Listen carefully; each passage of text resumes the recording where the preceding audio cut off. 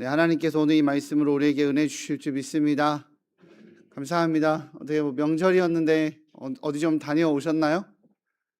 저는 다녀왔다. 한번 손 들으세요. 다녀왔다. 아, 나는 여기 있었다. 사람들이 왔다. 나는 네, 감사합니다. 네, 가지도 않고 떠나지도 않으셨던 분은 누구신가요? 네, 저는 잘 다녀왔습니다. 어제 밤에 잘 갔다 왔고요. 와서 보니까 또 뭐랄까 지역적 차이인지 아니면 타이밍인지 모르겠는데 내려오니 따뜻해졌더라고요. 그래서 따뜻한 남쪽 나라 온 기분이었어요. 네, 저희 올라갈 때는 내려오는 차가 막혔고 저희 내려올 때는 올라가는 차가 막혀서 사람이 남 안 되고 나 잘 되는 거 기뻐하면 안 되는데 정말 처음 느껴보는 기분이었습니다. 왜냐하면 저는 일산에서 양가 어르신들이 다 부천, 인천에 사셨기 때문에 차로 한 30분, 40분이면 오고 갈 수 있는 거리였어요. 그래서 명절에 이렇게 어디를 크게 이동한다라는 경험을 처음 해봤거든요. 처음으로 이제 아이들과 명절이어서 멀리 갔다 와본 경험을 처음 해봤습니다. 즐겁게 잘 다녀왔습니다. 부모님 좋아하시더라고요. 저희 어머님이 성향 자체가 약간 저희 부산 분이시거든요. 예, 좀 친데레세요. 그래서 저희가 온다고 음식을 하신 적이 없으세요. 예, 이렇게 막 나가서 먹자, 귀찮다, 약간 이러신 분인데, 네, 음식을 하셨더라고요. 깜짝 놀랐습니다. 구미에서 오면 음식 하시는구나. 한 4시간 차 타고 오면 음식 해 주시는구나. 그리고 어머니께서 말씀하셨습니다. 야, 다시는 못하겠다. 힘들어서 못하겠다고 하시더라고요. 네, 덕분에 잘 다녀왔습니다. 말씀을 전해야죠. 네, 앞부분 인사였고요. 오늘 말씀의 본문을 보면서 생각나게 된 하나의 좀 장면이 있어서 그 이야기를 좀 하려 합니다. 스페인의 바르셀로나에 가면 안토니 가우디라고 말하는 이 신의 건축자라고 말하는 사람인데요. 안토니 가우디라고 말하는 사람이 만든 성당이 있어요. 혹시 이름을 아세요? 사그라다 파밀리아 성당이라고 합니다. 사그라다 파밀리아 성당이라고 하는데 저도 저희 아내랑 한 8년 전에 갔다 와봤습니다. 천재 건축가, 신의 건축가라고 말해요. 왜냐하면 안에 들어가 보니까 해가 뜨는 시간과 각도에 따라 내부의 모양이 다 바뀌어요. 빛의 각도에 따라서 굉장히 아름답더라고요. 그래서 그 건축물이 올해 완공이 되거든요. 올해 6월에 완공이 된다고 합니다. 1882년에 착공한 공사였는데 이제 1926년에 가우디가 사망을 하죠. 40년 동안 건축을 하다 사망을 해요. 그리고 1936년에 내전으로 인해서 막 설계도가 사라지느니 자료가 소실되느니 많은 사건이 있었지만 어쨌든 간에 현재는 그 뒤에도 건축이 이어졌고 사람들이 헌금도 모으고 이렇게 돼서 현재는 컴퓨터 설계 시공 기술의 발달 등 여러 가지를 통해서 올해 완공을 목표로 한다고 합니다. 왜냐하면 가우디가 죽은 지 100년이 딱 되는 해거든요. 올해가 2026년이. 그래서 올해 완공을 목표로 하고 있다고 합니다. 참 신기하지 않습니까? 저는 가우디가 만든 파밀리아 성당을 보고 그리고 지금도 이야기를 들으면서 참 신기하다라는 생각이 들었어요. 100년을 이어온, 140년을 지어온, 140년의 기간 동안 지은 건축물이에요. 이 건축물에 대해서 시작을 할 때 했었던 유명한 이야기가 있는데요.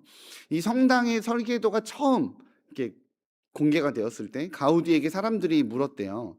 이 설계도의 내용이 너무 웅장하고 너무 자세하고 너무 어려운 공정이니 너무 장엄하니 물어봤겠죠. 가우디, 당신이 죽기 전에 이 성당이 완공되지 못하면 어떻게 합니까? 라고 물어봤어요. 그랬더니 가우디의 대답이 나의 건축주는 서두르지 않으십니다. 라고 대답을 했습니다. 그 대답으로 유명해요. 가우디는 자기가 살아생전에 자기가 살아있는 이 시간 동안에 이 성당이 완성되지 않을 거라는 거, 완공이 불가능하다라는 것을 저는 처음부터 생각하지 않았나 라고 생각해 보게 됩니다. 이후 가우디는 1926년에 세상을 떠났고 그의 설계도는 그 다음 세대 건축가에게 전달이 되죠.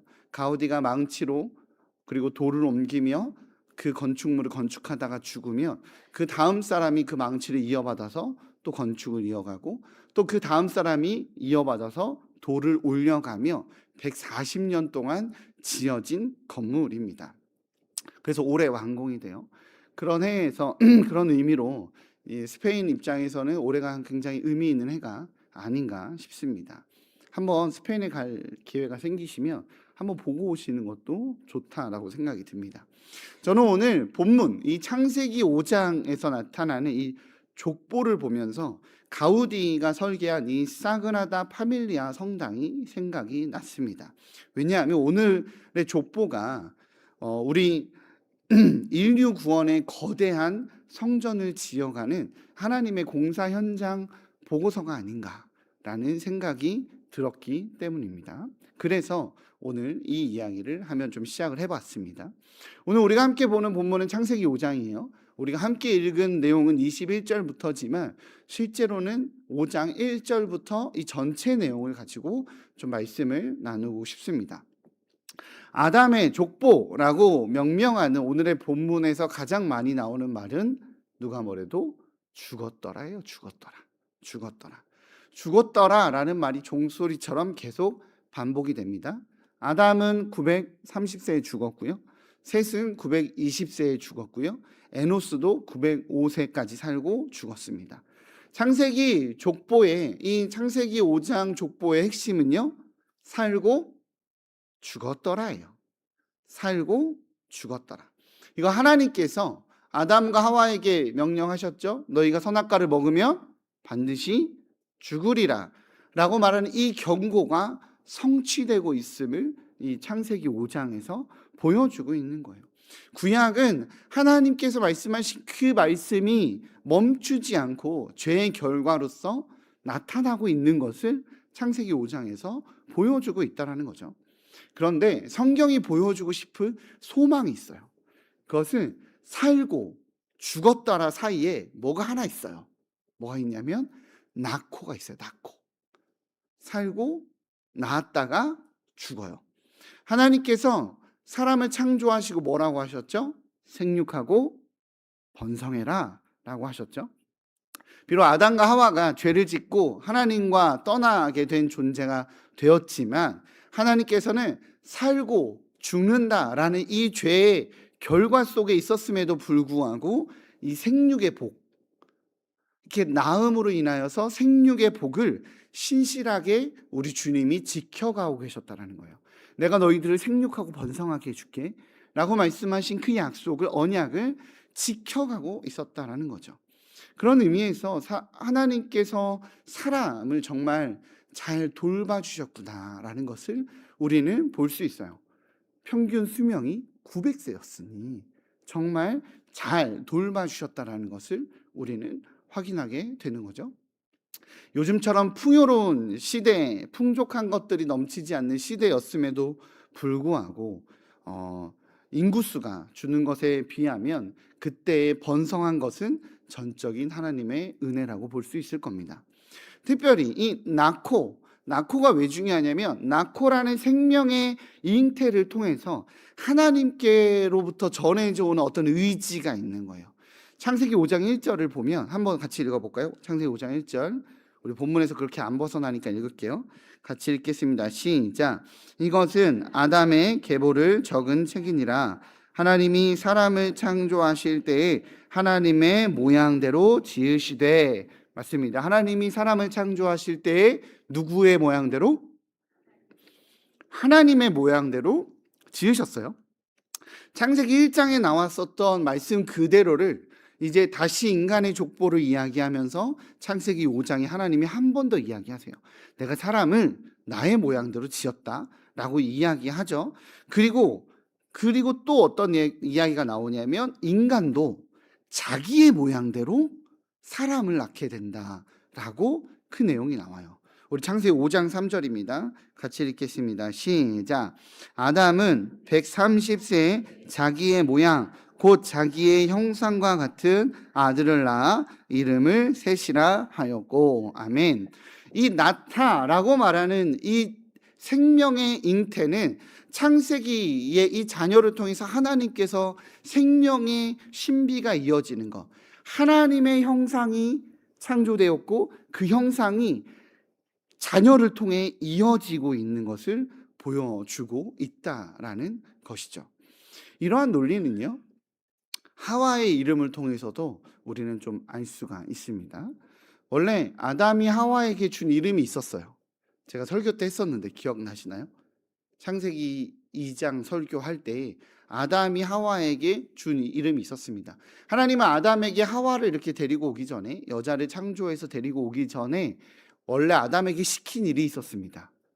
뭐였냐면 동물들의 이름을 지어주는 것을 시켰어요.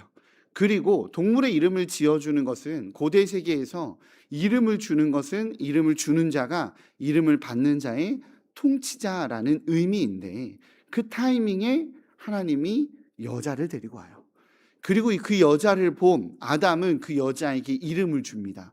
그 이름이 무엇이냐면 이샤예요. 이샤.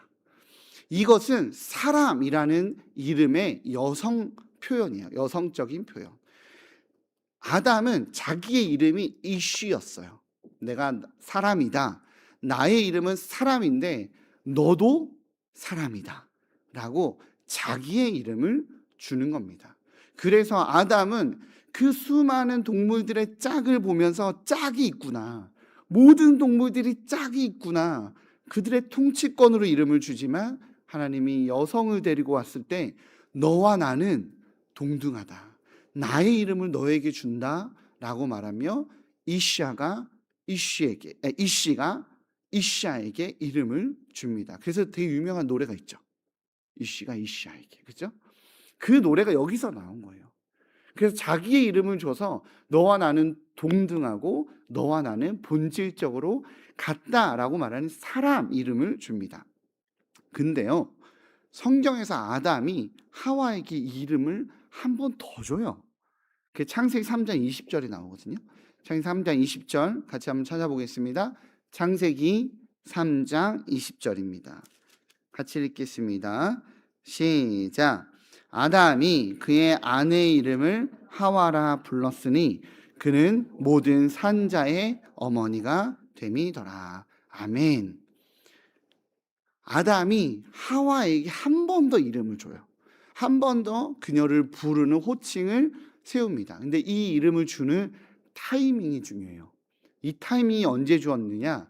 아담과 하와 자기들이 선악과를 따먹고, 심지어 하와를 통해서 선악과를 따먹어서 에덴 동산에서 쫓겨나는 것이 결정되는 순간, 그때 이름을 줘요.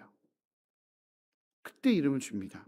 하나님께 저주받아서 이젠 에덴 동산에서 쫓겨나야 되는 상황이었어요. 아담은 에덴 동산에서 쫓겨나게 되면서 알게 된 거예요. 뭘 알게 됐냐? 선악을 알게 하는 나무를 먹으면 반드시 죽게 된다. 자기가 죽음이라는 것을 맞닥뜨리게 되는 존재가 된다는 것, 지금 당장 일어나진 않았지만 그 경고가 반드시 성취되고 하나님께서는 뱉은 말을 반드시 이루시는 분이라는 것을 알았기에 자기가 죽음을 맞이할 것을 알았어요.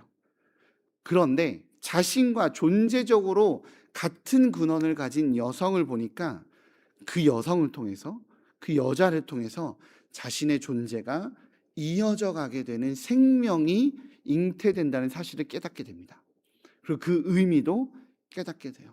그래서 아담은 하나님께 저주받게 되는 그 순간, 에덴 동산을 떠나야 되는 그 순간, 자신이 죽음이라는 존재적 소멸을 직면하게 되는 바로 그 순간, 아담은 여자에게 하와라는 이름을 새롭게 부여합니다. 그 하와의 이름이 생명이란 뜻이에요. 생명. 이후로 모든 산자들은 하와를 통해서 생명을 부여받게 될 것이라는, 아담은 하와가 생명의 근원이 될 것이라는 것을 선포하는 바로 그 장면이에요. 자녀를 통해서 하나님의 형상으로 자기가 지어짐을 받았고, 자신의 형상을 따라 형상과 동일하게 자기에게 자녀가 이어지는, 바로 이 이어짐에 하나님으로부터의 근원이 함께 되어지는 생명의 연결됨의 의미를 깨닫게 되는 장면이었더라는 거죠. 그래서 자녀라는 게 참 신기해요. 자녀는 엄마가 아빠가 되어보지 않아서 모를 수 있겠지만, 성도님들의 가정을 신방해 보면 90%가 자녀 기도 제목이에요. 그죠? 나이가 들고 어느 세월에 어느 지위까지 다 올라와 보면, 아니 인생을 살아와 보면 이제 남은 소원은 단 하나죠. 자녀가 잘 되는 거. 자녀가 신앙 붙들고 살아가는 거. 자녀가 하나님 안에 있는 거. 자녀가 행복한 거. 자녀의 앞날과 자녀에게 모든 사랑과 관심이 쏟아지게 되는 거예요. 이 땅에서 내가 이룬 것들, 내가 가진 것들 모두 준다 하더라도 아깝지 않은 유일한 존재, 그게 자녀죠. 사람 살다가 죽음을 맞이해야 되는, 이 살고 죽는 이 인생에 벗어날 수 없는 이 수레바퀴 속에서 유일하게 성경이 의미를 부여하는 단 하나의 단어가 있다면 바로 그것이 낳고예요. 낳고. 하나님의 형상을 이 땅 가운데 다시 존재케 하는 것. 하나님의 형상으로 지음받은 내가 하나님의 형상을 다시 이 땅 가운데 존재케 하는 유일한 것, 바로 그 낳고가 성경이 의미 있는 바로 그 순간이라고 성경은 말해주고 있다라는 거죠. 그것 외에 하나님께서 오늘 창세기 5장은요, 모든 인류의 결론이요, 절망밖에 없음을 선포합니다. 왜요? 우리는 다 죽으니까. 그죠? 다 죽음이라고 말하는 이 죽었더라라는 결론에 이르게 되기 때문이죠. 이렇듯 인간 역사는요, 성경이 말하기를 살고 낳고 죽었더라라는 결론을 맺게 됩니다. 그런데 말이죠, 오늘 본문에서 살고 낳고 죽었더라에서 벗어나는 인물이 나와요. 그죠? 누구죠? 에녹이 등장합니다. 오늘 본문에서 에녹은요, 유일하게 살고 낳았지만 죽지 않았어요. 21절에서 24절입니다. 같이 읽어보겠습니다. 시작.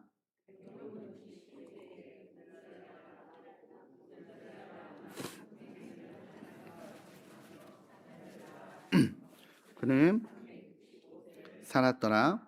에녹이 하나님과 동행하더니 하나님이 그를 데려가심으로 세상에 있지 아니하였더라. 아멘.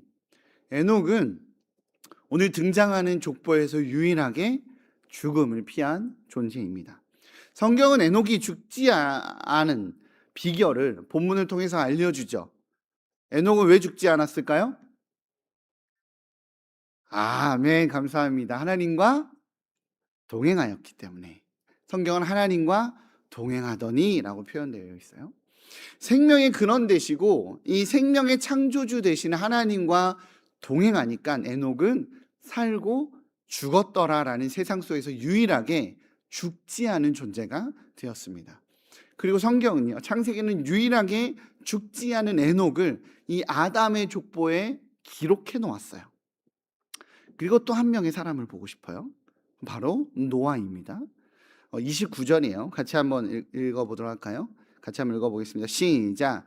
이름을 노아라 하여 이르되 여호와께서 땅을 저주하심으로 수고롭게 일하는 우리를 이 아들이 안위하리라 하였더라. 아멘. 라멕은요, 여기서 말하는 라멕은 가인의 후손의 라멕이 아닙니다. 다른 라멕이에요. 라멕은 아들을 낳고 그 이름을 노아라고 했습니다. 살고 낳고 죽었더라 라고 말하는 인간의 삶이 가시덤불과 엉겅퀴로 가득한 삶이어서 삶이 힘들어요. 삶이 버겁고 피곤하고 괴롭습니다. 그래서 하나님께서 노아를 통해서 우리 인간들을 안위하실 거라고, 안식을 주실 거라고 노아라고 이름을 줍니다. 오늘 아담의 계보에서 우리가 주목해야 되는 이 두 사람, 에녹과 이 노아는요, 공통점이 있어요. 무슨 공통점이 있냐면 하나님의 시선을 가진 사람들이라는 거예요. 하나님의 시각을 가진 사람들이라는 것입니다. 에녹은 하나님과 동행하여 저주를 피한 사람이라면, 노아는 우리 모두 알고 있죠? 6장에 넘어가지 않았지만 다 알고 있는 내용대로 홍수의 심판을 안 사람이에요. 하나님께서 이 땅에 홍수로 심판할 거다라고 말하는 하나님의 심판 내용을 알고 있었던 사람이에요. 이들의 삶 모두가 자신에게 시선이 맞춰져 있는 것이 아니라 하나님께 맞춰져 있어서 하나님의 계획과 하나님의 뜻을 알고 있었던 사람. 하나님은 하나님께 시선을 맞춰져 있는 사람에게 자신의 뜻을 알려주는데, 이들은 하나님의 뜻을 알고 있었던 사람이에요. 자, 여기서부터 재밌는 이야기가 나옵니다. 잘 들으셔야 돼요. 피곤하신 분들 힘내시고, 네. 우리 피곤해하는 학생들이 있어서. 자, 보겠습니다. 에녹은요 22절에 의하면 누구를 낳죠? 무드셀라를 낳아요. 무드셀라를 낳고 산수를 잘 하셔야 돼요. 이제부터 300년을 하나님과 동행했다라고 말합니다. 근데 무드셀라의 이름의 뜻이요 심판이거든요. 무드셀라의 이름의 뜻이 심판이라는 뜻이에요. 에녹은 무드셀라를 낳고 자기 아들의 이름을 심판이라고 지었어요. 왜 심판이라고 지었을까요?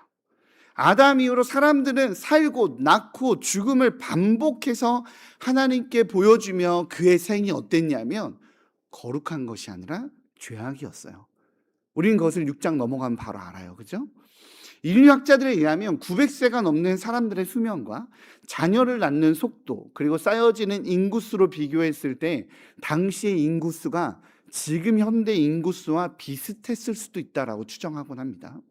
그 의미는 에덴 동산을 중심으로 이 중동의 소수의 사람들만 살고 있었던 것이 아니라 온 인류가 하나님의 명령대로 생육하고 번성할 만큼 가득 찬 상태였을 거라고 보는 거예요.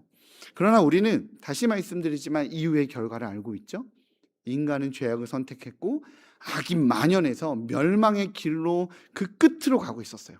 그리고 그 심판의 결론은 언제 이루어지죠? 노아 때 하나님이 홍수로 심판하겠다. 노아의 때의 홍수로 심판을 말씀하십니다. 그 정확한 시기를 성경은 뭐라고 이야기하냐면 6장에 넘어가면 노아의 나이 600세에 그 심판이 이루어집니다. 그럼 여기서 우리 한번 좀 계산해 볼게요.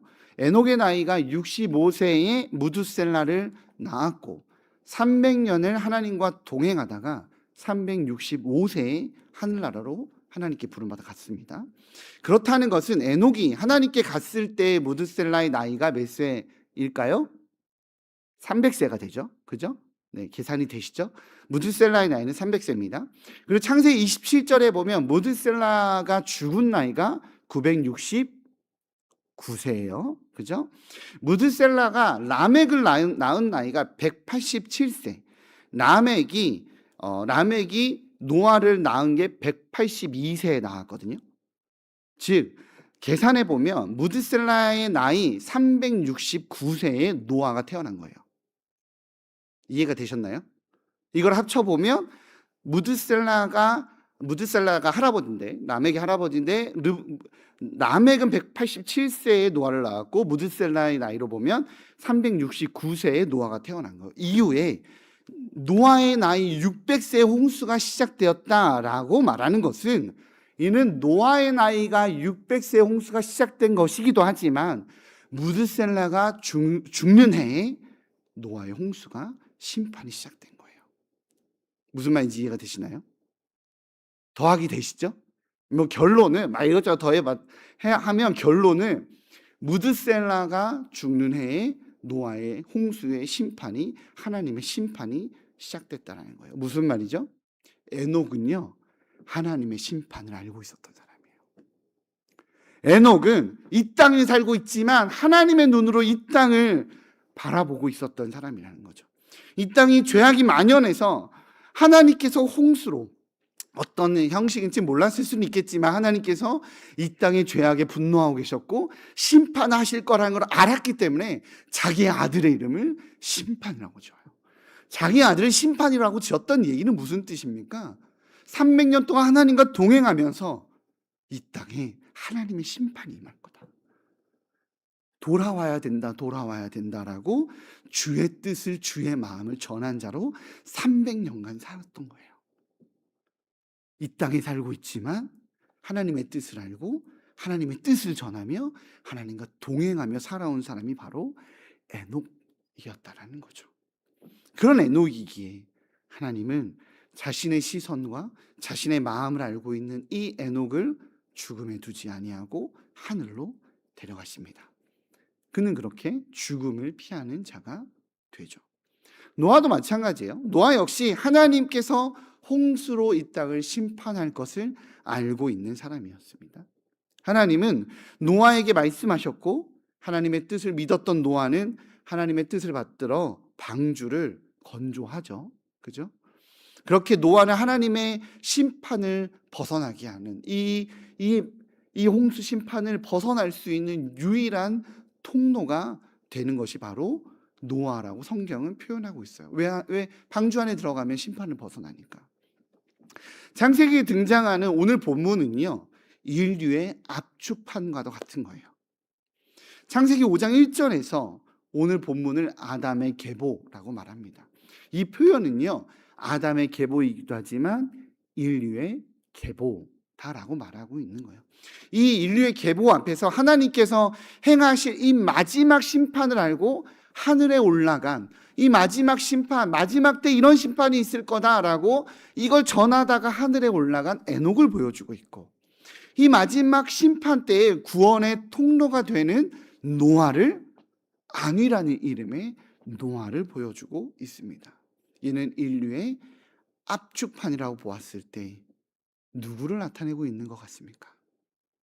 바로 예수 그리스도죠. 예수 그리스도를 나타내고 있는 거예요. 죽지 않고 하늘나라에 가신 우리 예수 그리스도, 마지막에 이 하나님의 심판 때에 유일한 안식처가 되고 구원의 방주가 되시는 예수 그리스도를 창세기 5장에서 하나님께서는 보여주고 있는 것입니다. 성경은 살고 낳고 죽음이라는 이 인간의 벗어날 수 없는 반복의 현실 속에서 유일하게 탈출한 에녹과 홍수의 심판 앞에서도 그 심판이 절망이 아닌 안위가 되는 유일한 안식처가 되는 존재인 노아를 보여줍니다. 이는 우리 하나님께서 인류에게 보여주시는 메시지인 거예요. 살고 낳고 죽는 것 이상 아무것도 할 수 없는 우리 인간에게 우리 주 예수 그리스도가 유일한 피난처가 됩니다. 믿으십니까? 우리 주 예수 그리스도만이 유일한 구원자이자 유일한 구원의 통로이자 저 천국으로 안내하는 안위의 통로가 되신다라는 거예요. 사랑하는 우리 한국교회 성도님들, 살고 낳고 죽는 것에서 벗어날 수 없는 것이 죄송하지만 우리의 숙명입니다. 우리 인생의 숙명이고 우리의 존재적인 한계죠. 그 한계 앞에서 성경은 하나님의 구원의 소망을 보여주고 계십니다. 우리 주 예수 그리스도가 구원이십니다. 믿으십니까? 우리 주 예수 그리스도가 우리의 안식이 되십니다. 믿으십니까? 그러니 우리 주 예수 그리스도와 함께 걸어가시기를 주님의 이름으로 축복합니다.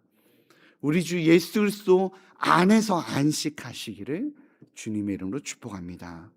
그래서 오늘 본문에서처럼, 본문의 내용처럼 에녹처럼 걷고 노아처럼 안위하는 삶, 살고 낳고 죽었더라라는 삶을 넘어서서 그 한계를 넘어서는 하늘의 복을 누리는 우리 한국교회 성도님들 되시기를 주님의 이름으로 축복합니다. 기도하겠습니다. 사랑해 주님 감사합니다. 하나님을 떠난 게 아담과 하와였고 죄를 선택한 것이 우리였지만 주님 생명의 복을 주시고 생축하고 번성하게 하는 복을 주시고 그것으로 끝나지 아니하시고 주님 이 죄악의 굴레에서 벗어날 수 있는 유일한 통로를, 복을, 소망을 주신 분이 또한 주님이심을 오늘 말씀을 통해 깨닫게 됩니다. 하나님, 주와 동행하는 자가 되게 하여 주옵소서.